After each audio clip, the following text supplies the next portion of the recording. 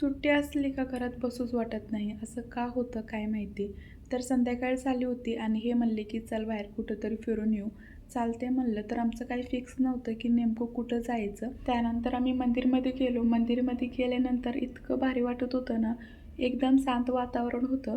त्यानंतर आम्ही स्वामींचे दर्शन घेतले. दर्शन झाल्यानंतर ना अर्धा तास आम्ही तिथंच बसलो होतो. इतकं छान आणि प्रसन्न वाटत होतं ना, काही विचारूच नका. आणि बघू ना थोड्या वेळच शांत बसला असेल, त्यानंतर तो काय अजिबात शांत बसत नव्हता आणि आम्हाला पण शांत बसून देत नव्हता. त्यानंतर आज सुट्टीच्याच दिवशी नेमकं गॅसची टाकी संपली होती. काय करायचं काय समजतच नव्हतं, कारण आमच्या इथं ना सुट्टी दिवशी गॅसची टाकी भेटत नाही.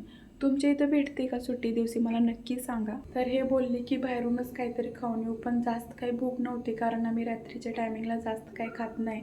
सो फक्त पाणीपुरी घेतली, त्यानंतर मग उसाचा रस घेतला. असा होता आजचा व्हिडिओ. चला भेटू नेक्स्ट व्हिडिओमध्ये. बाय.